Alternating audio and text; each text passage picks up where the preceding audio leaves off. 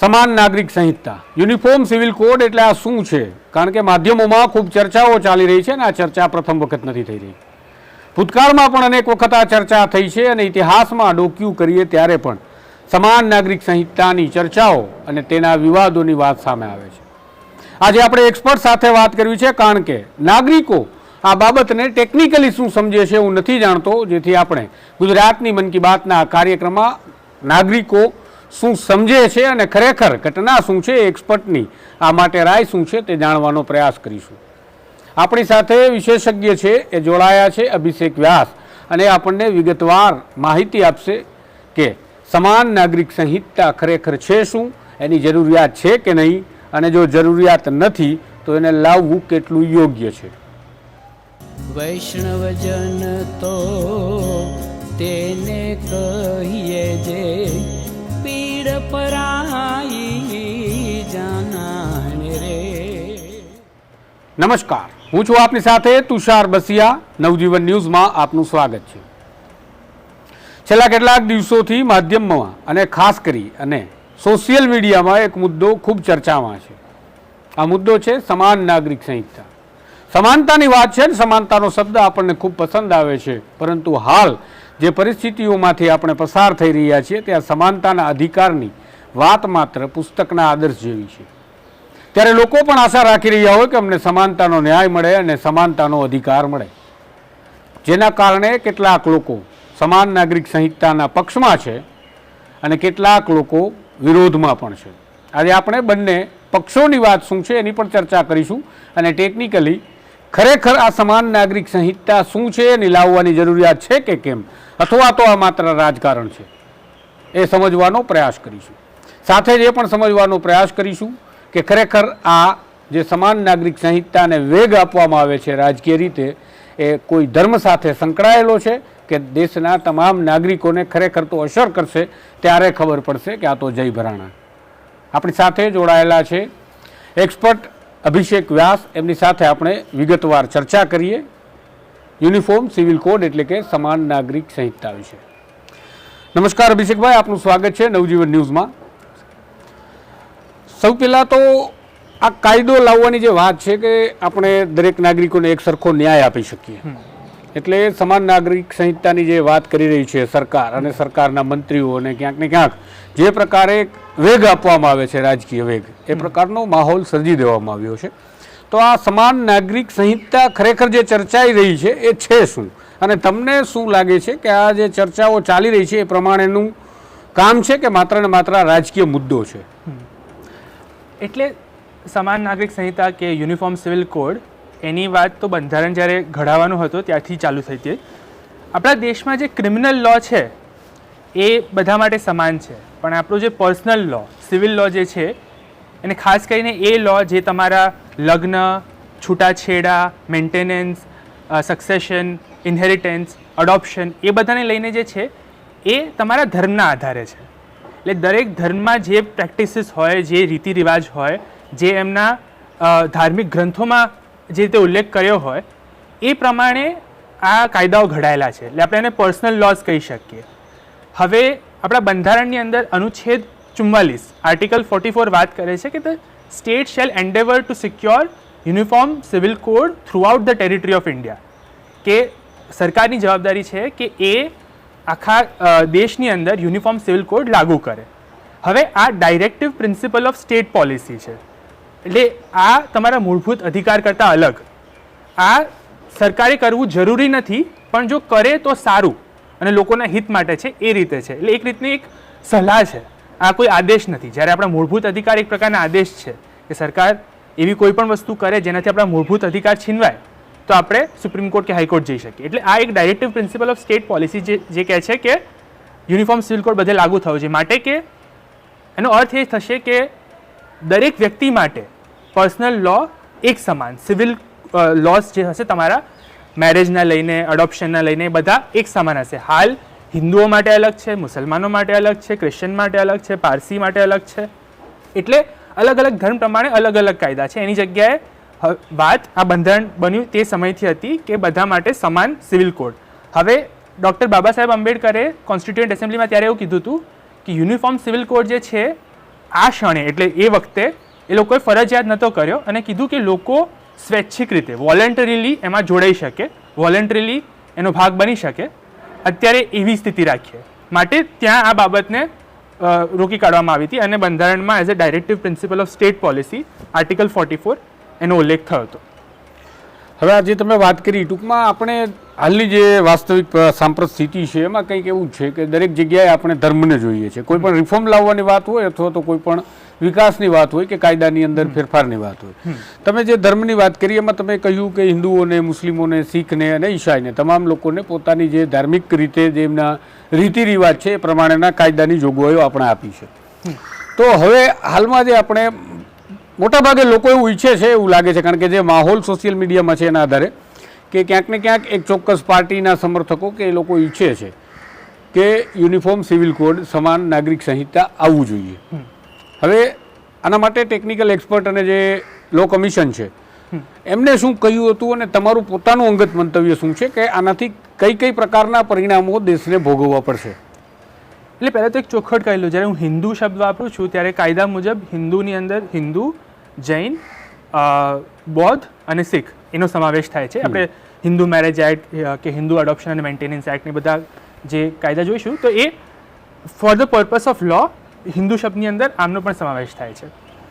હવે તમારો સવાલ કે અત્યારે કાયદાની સ્થિતિ શું છે, તો વર્ષોથી સુપ્રીમ કોર્ટે સતત માંગણી કરી છે કે સુપ્રીમ કોર્ટે પોતાના આદેશમાં સલ્લા મુદ્ગલવાળા કેસમાં, શાહબાનોવાળા કેસમાં સુપ્રીમ કોર્ટે કીધું છે સરકારને કે તમે યુનિફોર્મ સિવિલ કોડ લાવો, અને એવી માંગણી થઈ છે. એટલે એવું નથી કે કાયદામાં એની શું કહેવાય માંગણી નથી થઈ, પણ તમે હાલ જે જોશો 2016ની અંદર 21મું લો કમિશન ઓફ ઇન્ડિયા બેઠું હતું અને એને રિફોર્મ ઓફ ફેમિલી લો એનું કામ આપ્યું હતું કે તમે આના પર જોવાની જરૂર છે કે નહીં. તો એ જસ્ટિસ BS ચૌહાણના નેતૃત્વમાં એ કમિશન બેઠું હતું અને એને 2 વર્ષનો સમય લીધો અને 75,000થી વધારે સજેશન્સ લીધા અને એ અંતે એ નિર્ણય પર આવ્યું કે એનું એ સજેશન હતું કે uniform civil code is neither necessary nor desirable. એટલે કે ના તો એ જરૂરી છે, ના તો એ કંઈ ખાસ સારી વસ્તુ છે આપણા માટે. અને એના માટે એમને બહુ સરસ કારણો આપ્યા. એમને એવું કીધું કે Bing United doesn't mean Bing uniform. આપણે એકતા અને અખંડતાનો મતલબ એ નહીં કે તમે બધું સરખું કરી દો. આમાં વાત કેવી છે જુઓ, અમુક જે ધાર્મિક કાયદાઓ છે, જે પર્સનલ લોસ છે, એ બંધારણીય વેલ્યુઝના વિરુદ્ધ છે, જે બંધારણીય મૂલ્યો છે એના વિરુદ્ધ છે. અને અત્યારે આપણા કાયદાની સ્થિતિ એવી છે કે એની અનકોડિફાઈડ પર્સનલ લો, એવો પર્સનલ લો જે લેખિત રીતે ઘડાયેલો નથી કાયદામાં, એ બંધારણના પાર્ટ 3 એટલે મૂળભૂત અધિકારના એમ્બિટમાં, એના પરિપ્રેક્ષમાં આવી ના શકે. આ સ્ટેટ ઓફ બોમ્બે વર્સિસ નરસપ્પા માલીના કેસમાં સુપ્રીમ કોર્ટે જસ્ટિસ છાગલા અને જસ્ટિસ ગજેન્દ્ર ગડકરે સ્પષ્ટ કર્યું હતું. માટે ભલે તમારા ધર્મની અંદર અમુક પ્રેક્ટિસીસ હોય જે આમ જોવામાં કદાચ ખોટી લાગતી હોય ને એવું લાગતું હોય કે આ આપણા બંધારણના શું કહેવાય એના સમાન થતી નથી, એના સંગત થતી નથી, તો પણ એ કેમ કે અનકોડિફાઈડ પર્સનલ લો છે એટલે એને ચેલેન્જ કરવું અઘરું પડે.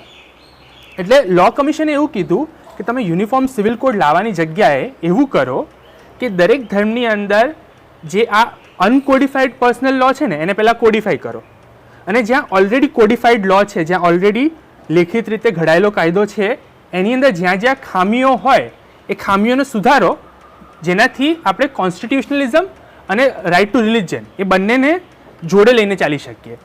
એનું એક ઉદાહરણ એ છે કે એક મુદ્દો આવે છે પોલીગેમીનો, કે મુસ્લિમ સમુદાયની અંદર પુરુષને 4 વિવાહ કરવાની છૂટ છે.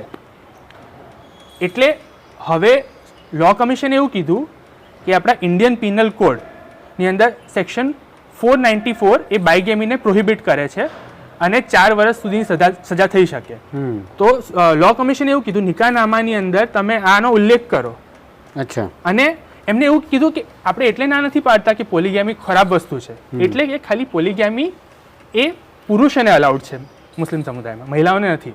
એટલે લો કમિશને એવું કીધું before aiming for equality between communities, aim for equality within community. અલગ અલગ સમુદાય અને સંપ્રદાયની વચ્ચે સમાનતા લાવવા કરતાં પહેલાં તમે સમુદાયની અંદર સમાનતા, સ્ત્રી પુરુષની વચ્ચે સમાનતા થાય કે જે અધિકારો અને જે શું કહેવાય રીતિ રિવાજ એક પુરુષ પર લાગુ પડતા હોય એ રીતે જ સ્ત્રી ઉપર લાગુ પડે, એ કરો. બીજી એને લો કમિશને સજેશન એ આપ્યું છે કે તમે લગ્નની જે ઉંમર છે બંનેની સરખી કરી દો. અત્યારે 18 ને 21 છે, એની જગ્યાએ 18 કરી દો બંને. અને પછી નો ફોલ્ટ ડિવોર્સની વાત કરી કે અત્યારે ડિવોર્સ લેવા માટે તમારે કેટલા બધા કંઈક ખોટું થયું હોય, કંઈ બહુ ગંભીર વસ્તુ થઈ હોય તો જ તમે ડિવોર્સ લઈ શકો. પણ જરૂરી નથી ને સમાજમાં તમે એ સ્થિતિ સુધી તમે રાહ જુઓ કે એકદમ કંઈ ગંભીર થાય ને પછી જ કોઈને છોડો. એવી જ્યારે ભાવનાત્મક રીતે અને બીજી કોઈ રીતે ખાલી નામનો સંબંધ રહી ગયો હોય તો પણ છૂટ મળવી જોઈએ. એટલે એમને એવું કીધું કે આ જે ખામીઓ છે એને લો કમિશને આઈડેન્ટિફાઈ કરી અને કીધું કે આને આપણે આ ખામીઓને સુધારી દઈએ ને તો પછી આ તકલીફ નહીં પડે. એવું આપણે તો મારો બધાને આગ્રહ છે જે પણ આ વિષય પર વધારે જાણવા માંગે છે અને ખાસ કરીને કાયદાની દ્રષ્ટિથી જાણવા માંગે છે, 2018નો 21માં લો કમિશનનો તમે કન્સલ્ટેશન પેપર વાંચો, એ ઇન્ટરનેટ પર અવેલેબલ છે. જો તમારે જોઈતું હોય તો હું તમને ઈમેલ કરી દઉં, તમે તુષારભાઈને કહેજો અને હું તમને ગુજરાતી અનુવાદ પણ એનું અમુક ભાગનો કરીને આપી શકું. આપણે કાયદાની દ્રષ્ટિથી બહુ આમ એકદમ હોલિસ્ટિક રીતે લો કમિશને એનો અભ્યાસ કર્યો અને પછી આ નિર્ણય પાયો. ને આ 2016માં છે, આ 2016માં કમિશન બની 2018માં પેપર આવ્યું. એટલે એવું નથી કે આ 50 વર્ષ જૂની વસ્તુ છે, 5 વર્ષ જૂની વસ્તુ. તમે જે કહો છો હું જે પ્રમાણે સમજુ છું તો 2016ની અંદર કમિશન એટલે કે આ જે મોદી સરકાર છે એ બની જ ગઈ હતી 2018માં. પણ ક્યાંક ને ક્યાંક જ્યારે આપણે બધા જ લોકો જે સમજીએ છીએ અને બહુ આપણે બધા સ્પષ્ટતાથી કહી પણ શકીએ કે જ્યારે સરકાર સત્તામાં હોય ત્યારે ક્યાંક ને ક્યાંક ઇન્ફ્લુઅન્સ થતું જ હોય કોઈ પણમાં. પરંતુ આ જ સરકારની અંદર જ્યારે લો કમિશન બેઠું છે, અભ્યાસ કરે છે, ખૂબ લાંબો વિસ્તૃત અભ્યાસ, 75,000 જેટલા તમે કહો છો એ પ્રમાણે જે અભિપ્રાયોનો અભ્યાસ થયો અને બાદમાં એક્સપર્ટે જે આખો એક રિપોર્ટ તૈયાર કર્યો એમાં જ એમણે કહ્યું. એટલે મને ક્યાંક ને ક્યાંક એવું પણ લાગે છે કે લો કમિશને સ્પષ્ટતાથી એવું નથી કહી દીધું, પરંતુ ક્યાંક ને ક્યાંક એવું પણ કહી શકાય કે લો કમિશન ખુદ એવું જ કહે છે કે યુસીસીની કોઈ જરૂર છે નહીં સમાન નાગરિક સંહિતા લાવવાની. સ્પષ્ટતાથી કહે છે neither necessary nor desirable. Okay, નાની જરૂર છે ના આ સારી વસ્તુ છે. છતાં પણ એ જ સરકારમાં જે એમના જ કમિશનના રિપોર્ટના આધારે થવું જોઈતું હતું એના બદલે ફરીથી હવે 22મું લો કમિશન નિર્માણ કરવામાં આવ્યું. હવે ફરીથી ચર્ચા કરશે કારણ કે ગમતો રિપોર્ટ નહીં હોય, કદાચ બની શકે. પણ જ્યારે લો કમિશન આટલા અભ્યાસ બાદ આટલું કહે છે અને તમે કીધું એ પ્રકારે કે લો કમિશન ખુદ કહે છે કે આટલા જે કાયદાની અંદર જે વિસંગતતાઓ છે એને ખાલી સુધાર કરીએ તો પણ આપણે એટલે સુધી પહોંચી જઈએ કે જે સુધી આપણે જવું છે, જે તમે યુસીસીથી લાવવા ઈચ્છો છો એટલું જ આવશે ને એનાથી કોઈ જળમૂળથી ફેરફાર નહીં થાય, કોઈની ભાવનાઓ આહત નહીં થાય, કોઈ વ્યક્તિને કે કોઈ ગંભીર પરિણામો દેશને પણ નહીં ભોગવવા પડે. છતાં પણ યુસીસીનું જ્યાં સુધી હું સમજું છું, કારણ કે આ બધું એક પોલિટિકલ ડ્રામા હોય છે એ પ્રકારે હું જોઉં છું. જ્યારે કોઈ પોલિટિકલ ડ્રામાને આપણે લાવીએ અભિષેક, ત્યારે એક ઘટના એવી બનતી હોય છે કે ઘણા બધા કાયદા એવા હોય છે, ઘણી બધી વાતો એવી હોય છે કે કરવાની ને લાવવાની નથી હોતી, અથવા તો લાવવાની એટલા માટે હોય છે કે એ લાંબા સમય સુધી ટકવાની નથી હોતી, જેનાથી ખાલી જે માઇલેજ લેવાનું છે જે સમય મર્યાદા પૂરતું એ માઇલેજ ક્રિએટ થાય, અથવા તો કોઈ ઘટનાઓને પડદા પાછળ ઢાંકવાની છે તો એક નવો પડદો પાડવામાં આવે અને એનાથી બધું ઢાંકી દેવામાં આવે. તો અત્યારે જે પ્રકારે એક માહોલ બનાવે છે, મોટાભાગના લોકો ખુદ હું અથવા તો બીજા અન્ય પત્રકારો જે છે અને ઇવન વરિષ્ઠ પત્રકારો એ પણ જ્યારે આ પ્રકારની આપણે યુસીસીની ચર્ચા કરીએ ત્યારે અભ્યાસ માંગી લેવો આ વિષય છે. અને જે પ્રમાણે હું અભિષેક જોઉં છું કે જે એક સોશિયલ મીડિયામાં એક ફોજ છે એ જાણે તૂટી પડે છે અને બ્રહ્મજ્ઞાન એમને કદાચ થઈ જતું હશે અથવા તો કાયદાના એ લોકો ખૂબ વિશેષજ્ઞ હશે, લો કમિશન કરતાં પણ વધારે કે જઈ જાય. આ બધું નથી સમજતા લોકો. એટલે તો આ ભ્રામક વાતો છે. તો આમાં ધર્મને કઈ રીતે માનીએ કે હિન્દુ ધર્મને કઈ રીતે નુકસાન થઈ, મુસ્લિમ ધર્મને કઈ રીતે નુકસાન, અને નુકસાન ના માની લઈએ કે જે બદલાવ થશે એનાથી કયા કયા નિયમો જશે જેનાથી ફરીથી લોકોની અંદર જુવાળ ફાટશે એવી સંભાવના રહેલી છે. એ પહેલાં તો હું ધર્મની વસ્તુ પણ સાઈડમાં કરી દઉં. આપણા દેશની અંદર બંધારણની અંદર અનુચ્છેદ 371 એથી લઈને આઈ 371A to 371I ની અંદર આસામ, નાગાલેન્ડ, મિઝોરામ આ બધા રાજ્યોની અંદર એ લોકોના પર્સનલ લોઝ અલગ છે. ટ્રાઇબલ કમ્યુનિટીને બધું છે, માટે એ લોકોને પોતાના પર્સનલ લોઝ અને પોતાના જે પ્રેક્ટિસીસ છે એની છૂટ આપેલી છે. જો યુનિફોર્મ સિવિલ કોડ આવે ને એની અંદર પછી જો તમે આનું ફરીથી એક્સેપ્શન લાવો તો પછી વન કન્ટ્રી વન લો થયું નહીં. અને જો એક્સેપ્શન ના લાવો તો અત્યારે મણિપુરની હાલત છે, તમને એવું લાગે છે કે નોર્થ ઇસ્ટમાં તમારે વધારે કોઈને હેરાન કરવાની જરૂર છે? એટલે તમે ધર્મના આધારે પણ જવા દો, ધર્મ તો ચલો બીજો મુદ્દો, પણ એક આ વાળો ઇસ્યુ પણ આવશે કે જે કોન્સ્ટિટ્યુશનલ પ્રોટેક્શન મળ્યું છે અમુક સ્ટેટ્સને, અમુક ટ્રાઇબલ પોપ્યુલેશનને, એનું શું થશે? પહેલો મુદ્દો એ. બીજું, તમે જ્યારે આનો વિવાદ થશે કે આના પર જ્યારે વાત થશે ત્યારે મોટાભાગે મુસલમાન સમુદાયની અંદર જે અમુક લગ્નને લઈને કે પછી બીજી વસ્તુઓ પર જે મુદ્દાઓ છે એના પર ચર્ચા થશે. પણ તમે એ પણ વિચારો કે જે હિન્દુ સમુદાય છે, હવે હિન્દુ સમુદાયની અંદર આપણે HUF હિન્દુ અનડિવાઇડેડ ફેમિલી કે JHF જોઈન્ટ હિન્દુ ફેમિલીનો પ્રાવધાન છે, અને એની અંદર એને એક સેપરેટ ટેક્સ યુનિટ ગણવામાં આવે છે, અને એની અંદર ઘણાને ટેક્સ બેનિફિટ મળે HUFમાં. હા, તો હવે HUF જે છે એને ટેક્સના લઈને જે બેનિફિટ ને બધું મળતું હશે એનું શું થશે એ કોઈ વિચાર્યું?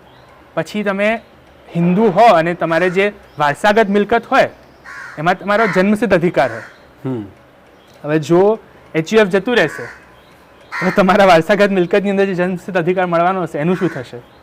કાં તો આ HUF જતું રહેશે, કાં તો આ સિસ્ટમ આખા ઇન્ડિયામાં લાગુ પડશે. તમે એના પર વાત કરી કે નહીં એ જુઓ. તમે પારસી ધર્મની અંદર પણ અમુક વસ્તુઓ છે એડોપ્શનને લઈને, એને પણ અસર પડશે.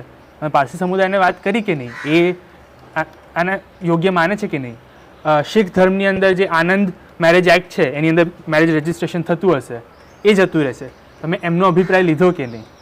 એટલે અત્યારે ઠીક છે, I support UCC or I am against UCC એ બધું કર્યા કરતાં તમે જુઓ કે UCC આવશે તો તમને શું ફેર પડશે?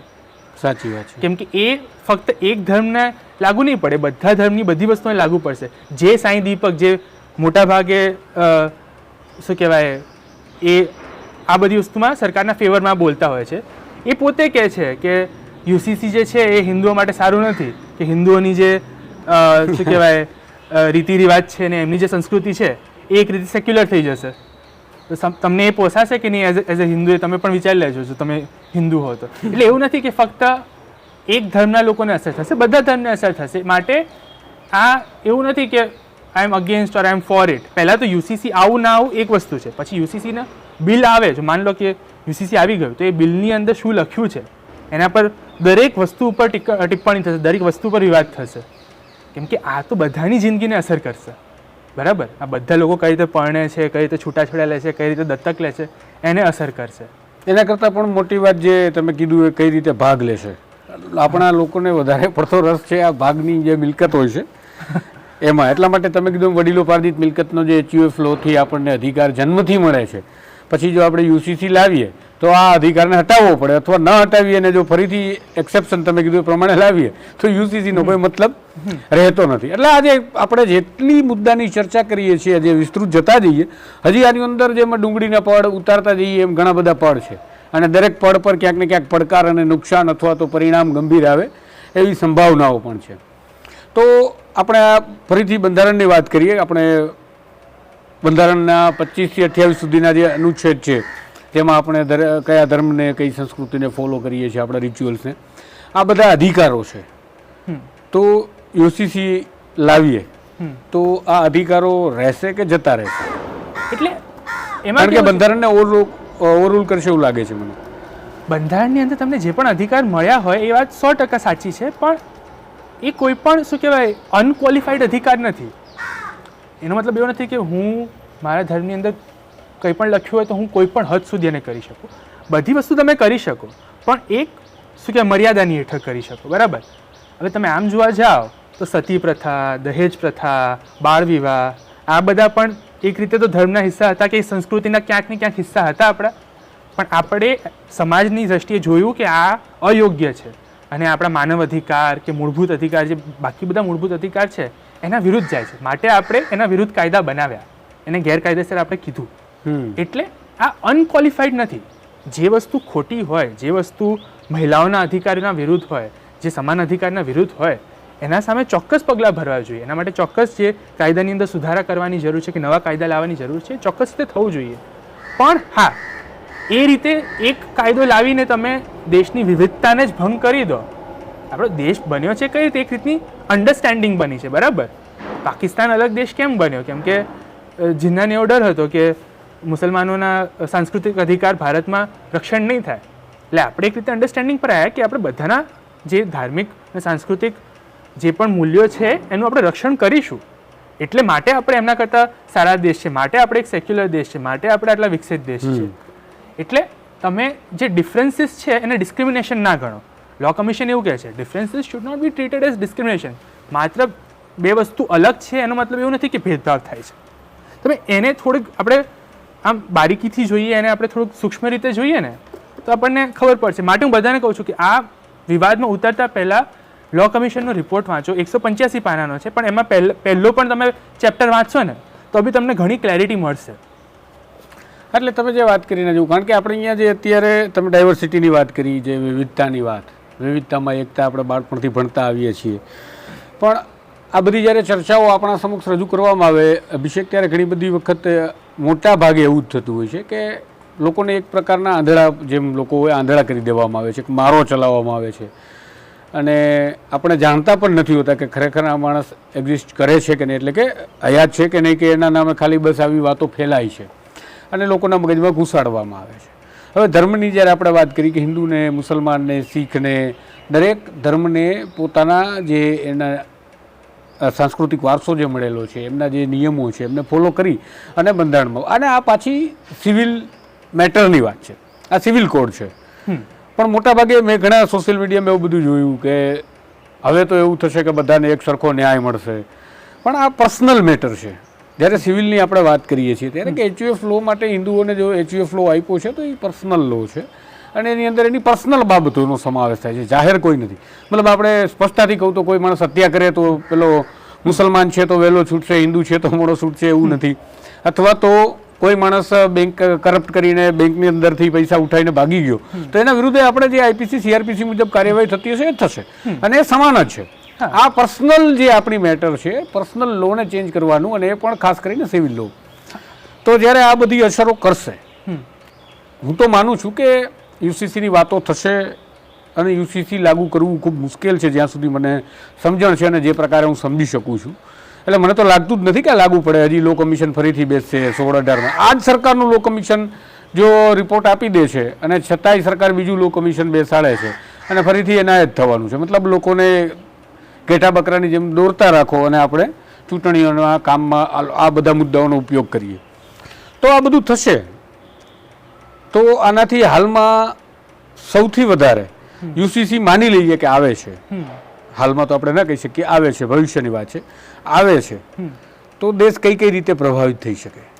એટલે જો UCC આવે તો એનો બેઝિક આઈડિયા એટલો ખરાબ નથી. બેઝિક આઈડિયા એવો છે કે તમે એક જ દેશની અંદર લોકોની એકદમ અલગ અલગ પ્રેક્ટિસીસ થતી હોય, એ ખોટું કે એક સંપ્રદાયમાં તમે 18 વર્ષે લગ્ન કરી શકે સ્ત્રી, એક સંપ્રદાયમાં 15 કે 16 વર્ષે પણ થઈ શકે, કાં તો એક સંપ્રદાયમાં તમારે કોર્ટ પાસે ડિવોર્સ લેવા જવું પડે અને એક સંપ્રદાયમાં તમારે પતિ ખાલી ડિવોર્સ કરી શકે. તો એવી બધી અસમાનતાઓ છે. એટલે આનો ઓરિજિનલ આઈડિયા એવો છે કે તમે આને છે ને બંધારણના વેલ્યુઝ સાથે, એક યુનિવર્સલ વેલ્યુઝ સાથે સંગત કરી દો. એટલે એનો આઈડિયા એ રીતે ખોટો નથી, પણ એ લાવવું બહુ અઘરું છે. પણ તમે જ કીધું અને જેમ લો કમિશનની તમે વાત કરી કે જ્યાં કાયદામાં વિસંગતતા છે, જ્યાં ત્રુટિ ક્ષતિ છે, ત્યાં એની જોગવાઈઓ સ્પષ્ટ કરી નાખીએ, એમેન્ડ કરી નાખીએ, કાયદાને સુધારો કરી, તો આ તો સરકારના હાથમાં જ છે. હા, એ થઈ શકે. એટલે એવું થઈ શકે, જો એવું કરે તો એ વધારે સહેલું પડશે ને એનો ઓપોઝિશન ઓછું થશે. આમાં શું થશે, આ જો આવશે તો એક પોલરાઇઝેશન વાળો માહોલ ઊભો થઈ જશે. કેમ કે જે રીતે હવે અમુક બનાવ બન્યા છે એનાથી ઘણા લોકો એવા હશે જેમને પૂર્ણ ભરોસો નહીં હોય કે પાર્લામેન્ટ જે છે કે સરકાર જે છે એ બધા ધર્મોના હિતમાં કામ કરશે અને કોઈ એક ધર્મની તરફેણમાં કે એક ધર્મની વિરુદ્ધ કામ નહીં કરે. એટલે લોકોમાં એક પરસેપ્શનનો ડર ઊભો થશે એને ઘણા પ્રકારનું એક પોલરાઇઝેશનવાળો આમ સમાજ ઊભો થઈ જશે, જેની હાલ આપણા દેશને જરૂર નથી. આપણા દેશમાં ઓલરેડી બહુ તકલીફ છે, મણિપુર અત્યારે પણ બળી રહ્યું છે.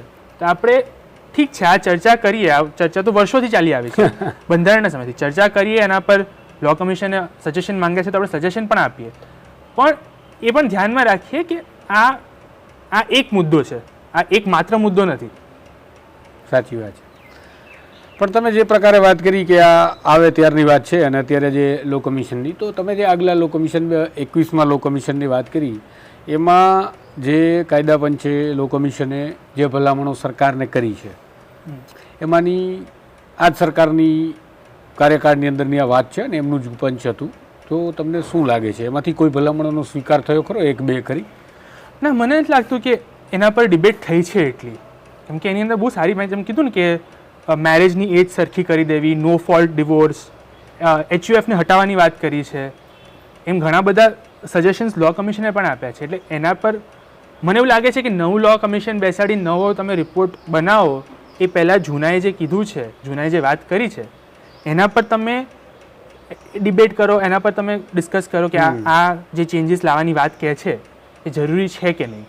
એટલે મને એવું લાગે છે હાલ જે પહેલાં કીધું છે એને જુઓ, અને તેમ છતાંય જો UCC બનાવવાનું જ હોય, નક્કી જ કરી કાઢ્યું હોય, તો પછી જ્યારે એનું બિલ આવશે ત્યારે પછી એક સમાજમાં ચર્ચા ઊભી થશે, સમાજમાં વાદ વિવાદ થશે કે બિલની અંદર સ્પેસિફિકલી શું કીધું છે, કયા ધર્મને કયા રીતે અસર થાય છે, પછી એ રીતે બધે ભલામણો થશે અને બધી વાતચીત થશે. એટલે આ સહેલી પ્રક્રિયા અને નાની પ્રક્રિયા નથી. બધા સ્ટેટના પોતાના કાયદા તો નીકળી જાય ને, કદાચ માની લઈએ UCC આવે છે. એટલે આ જે મેરેજ અને જે પર્સનલ લોસ છે ને કન્કરન્ટ લિસ્ટમાં છે. કન્કરન્ટ લિસ્ટ એમાં સ્ટેટ અને સેન્ટર બંને કાયદા બનાવી શકે.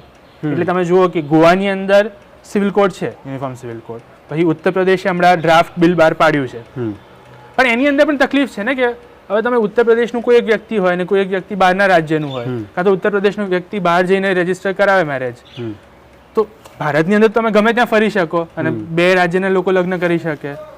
તો અને બંધારણ શું કહે છે? Throughout the territory of India. Article 44 શું કહે છે? The state shall endeavour to secure uniform civil code throughout the territory of India. એટલે એ જો કરવા માંગતા હોય તો એ અલગ વસ્તુ છે. હવે રાજ્ય કરે તો હવે એ રાજ્ય પર આધારિત છે, એમાં પછી રાજ્યના લોકોનો શું રિસ્પોન્સ આવે છે એના ઉપર જશે. અચ્છા, એટલે રાજ્ય પાસે એવી સત્તા છે કે પોતે જો ઈચ્છે તો પોતાના રાજ્યમાં યુનિફોર્મ સિવિલ કોડ લાવી શકે. ગોવામાં છે. ગોવામાં છે તો ત્યાં માની લઈએ કે HUF લો નહીં હોય, એનું મારે અધ્યયન કરવું પડશે, એ અલગ રીતે જોવું પડશે, પણ ત્યાં પણ એ આપણે જોવું પડશે કે હવે ગોવાની અંદર લોકોનો શું અભિપ્રાય છે, ત્યાંના લોકો કેટલા ખુશ છે. ને ગોવા ભલે બહુ ડાયવર્સ સમુદાય છે પણ એક નાનો સમુદાય છે, નાનું રાજ્ય છે, એટલે જે વસ્તુ ગોવામાં ચાલે એ ગુજરાતમાં ચાલે કે નહીં, એ ઉત્તર પ્રદેશમાં ચાલે કે નહીં, એ જોવું અઘરું છે. પણ હા, ગોવામાં યુનિફોર્મ સિવિલ કોડની શું અસર છે, જસ્ટિસ બોબડેએ વખાણ કર્યા હતા કે ગોવામાં યુનિફોર્મ સિવિલ કોડ આવી એ સારી વસ્તુ છે, જે આપણા પહેલાંના ચીફ જસ્ટિસ. એટલે એવું નથી, હું એવું નથી કહેતો કે આપણે અત્યારથી જ મન બનાવી લઈએ કે આ સાચું કે આ ખોટું. તમે દરેક વસ્તુની સૂક્ષ્મ રીતે જુઓ અને જુઓ કે દરેક વ્યક્તિને શું અસર થશે, દરેક અલગ અલગ ગ્રુપના લોકોને શું અસર થશે, એ જોઈને તમે વિચારો. પણ તમે જે પ્રમાણે વાત કરી કે આખા જે એન્ટાયર ઇન્ડિયાની વાત કરીએ છીએ, એટલે કે જે આખો દેશ છે, હિન્દુસ્તાન છે, દેશની અંદર 140 કરોડ નાગરિકો જે રહે છે એ હિન્દુસ્તાન છે, દરેક લોકોનો મત છે એ હિન્દુસ્તાનનો મત છે. પણ આ બધું તમે જે કીધું આદર્શ વાતો, હાલની જે સાંપ્રત સ્થિતિમાં તો એવું છે, આપણા અંગત મંતવ્યો, આપણી વાતો, આપણે જે ઈચ્છીએ છીએ એવું કંઈ લો કમિશનના રિપોર્ટ આવે છે તો શેના આધારે આવે છે? તમે કીધું એ પ્રકારે 75,000 લોકો પોતાના જે અભિપ્રાયો, એટલે કદાચ સંગઠનો પણ હશે એમાં તો ઘણા બધા, તો લાખો લોકોના માની લઈએ, પણ છતાં 140 કરોડના હિન્દુસ્તાનની અંદર આપણે ગોવાનું મોડલ ગુજરાતમાં લાગુ નહીં પડે. તમે જે વાત કરો છો એવું નથી થતું, સમસ્યા ત્યાં છે. હવે તમે UCCની વાત કરો છો, માની લઈએ તો નાગરિકો જ ઈચ્છે છે એવું લાગે કે આપણે આપણી દેશની અંદર જે પૂર્ણ બહુમતીની સરકાર છે અને આ બહુમતીની સરકારને નાગરિકોએ, એટલે કે હિન્દુસ્તાનના નાગરિકોએ ચૂંટીને મોકલ્યા, એટલે કે એમની જનસમર્થન છે હિન્દુસ્તાનનું, તો આ જનસમર્થન ઈચ્છે છે કે UCC લાવો, એમને સમાનતાની વાત છે. તમે જેમ ગોવાની વાત કરી તો ગુજરાતમાં તો આપણા ધારાસભ્યો, આપણા કેટલાક નેતાઓ લવ જેહાદની વાત કરે છે, જ્યારે બીજા ધર્મના લોકો સાથે લગ્ન નહીં કરવાની વાત કરે છે, બીજી જાતિના લોકો સાથે, ધર્મ તો છોડો, બીજી જાતિ પણ છોડો, પ્રદેશવાદ પણ આવે છે કે આ જાતિનો આ જ પ્રદેશ હોવો જોઈએ, આ બીજા પ્રદેશમાં આપણે લગ્ન નહીં કરવાના, દીકરા દીકરીના લગ્ન નહીં થવા દેવાના, આવું પણ આપણા ગુજરાતમાં ચાલે છે. આ બધી વાસ્તવિકતા છે. તો આપણે જ્યારે સમાનતાની વાત કરીએ છીએ એક તરફ આપણા નાગરિકો આવું ઈચ્છે છે, તો તમે માનો છો કે હિન્દુસ્તાન જે જનસમર્થનથી સરકાર બનાવી છે એને સમર્થન હશે આ કાયદાને? જો કાયદો સમજાશે વ્યવસ્થિત રીતે તો કદાચ નહીં હોય.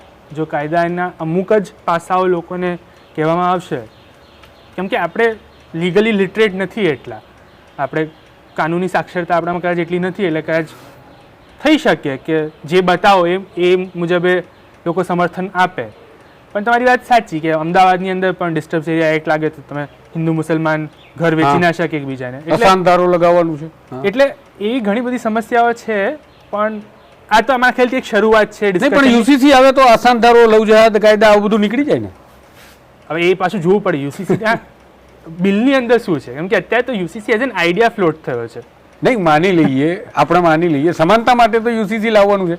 હા, તો પછી તમે ગમે તે, અને આ તો સિવિલ લો જ થશે. હા, તો પછી તો ધર્મ તમારે કોઈ પણ ધર્મ હોય તમે ગમે તેમ લગ્ન કરો, કંઈ ફેર ના. કારણ કે આપણું બંધારણ તો ક્યાંક ને ક્યાંક આપણે થોડી જુદી ડિબેટમાં વે ઉપર જતા રહીએ, છતાં પણ આપણું બંધારણ તો આપણને એવું કહે છે કે ભારતમાં કોઈ પણ જગ્યાએ ભારતનો નાગરિક રહી શકે, ત્યાં પોતાના જે કોઈ ધર્મ છે એને ફોલો કરી શકે અને મન મુજબ ત્યાં મકાન લઈ વ્યવસાય પણ કરી શકે. તો આ બધું કરી શકે તો આપણે તો સંધારો લાવીએ છીએ, તો આ તો વાયોલેશન છે જ એક પ્રકારનું. આમાં અમુક પોલિટિકલ મોટિવેશન્સ પણ હોય. મારે હવે એના પર વધારે ચર્ચા નથી કરવી, પણ હા, હોઈ શકે. જી અભિષેક, હા, તમે ઘણી બધી સારી માહિતી પણ આપી. તો હવે યુસીસી વિશે જે આપણે જે ચર્ચાઓ કરી રહ્યા હતા એમાં ઘણું બધું તમે સમજી ગયા છો કે કઈ પ્રકારનો આ એક જે આઈડિયા લોન્ચ કરવામાં આવ્યો છે, જેને હું માફ કરશો, હું એવું વિચારું છું કે એક પોલિટિકલ ડ્રામા છે જેનાથી લોકોને ભ્રમિત કરવાના છે. યુસીસી લાવવું કોઈ સહેલી બાબત નથી. એને લાવવા માટે બંધારણને, બીજા ઘણા બધા કાયદાને અફેક્ટ થશે અને ઘણા બધા લોકોને અફેક્ટ થશે, ત્યારે એનું પરિણામ પણ સરકારની સમક્ષ આવશે. એટલે આ બધું ખૂબ વિસ્તૃત છે. આપણે જેટલી શક્ય તેટલી ચર્ચા કરી.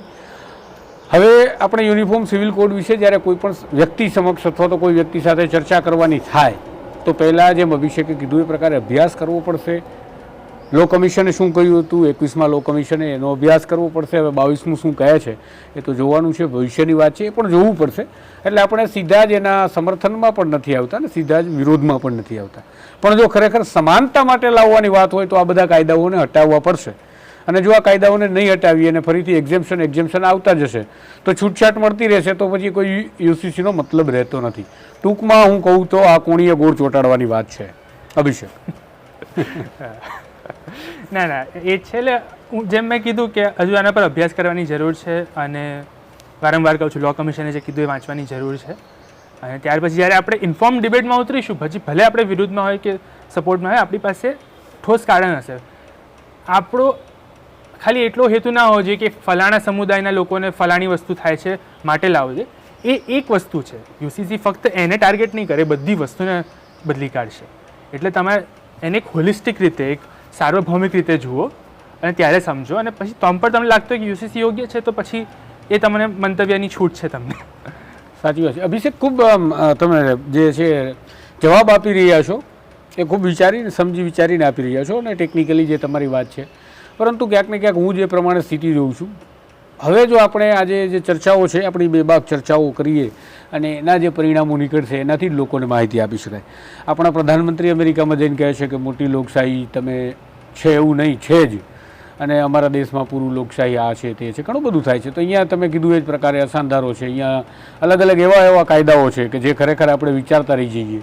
એટલે ક્રિમિનલ લોઝ પણ એવા છે અને સિવિલ લોઝ પણ એવા છે કે જેની અંદર હજુ પણ આપણે વિચારી શકીએ કે આમાં લોકશાહી ક્યાં છે, બંધારણે કીધું એવા અધિકારોની વાત છે એ ક્યાં છે, સમાનતાની વાત ક્યાં છે, મહિલાઓને સમકક્ષ બનાવવાની જે આપણે લાલ કિલ્લાની પ્રાચીર પરથી પ્રધાનમંત્રી, આ દેશના પ્રધાનમંત્રી જ્યારે વિદેશમાં જઈને આવું બોલે ત્યારે દુઃખ થાય છે. જે પ્રકારે ભારતીય જનતા પાર્ટીને દુઃખ થતું હોય છે કોઈ બીજા પાર્ટીના નેતા વિદેશમાં જઈને એમની ટીકા કરે, ત્યારે અમને પણ દુઃખ થાય છે. દેશે આટલો બધો ખર્ચ કર્યો અને પ્રધાનમંત્રીને અમેરિકામાં મોકલ્યા અને ત્યાં જઈને એમને જે ભાષણ પત્રકારની સમક્ષ જે જવાબ આપ્યો એમાં એમને જે વાત કરી, અહીંયા આપણે યુસીસીની ચર્ચા કરી રહ્યા છીએ ત્યારે બાજુમાં રાજ્યો અલગ અલગ કાયદા બનાવી રહ્યા છે જે ખરેખર સુસંગત નથી બંધારણની સાથે, એવું કહી શકાય. એવા છે, ડિબેટેબલ મુદ્દા છે પણ કહી શકાય.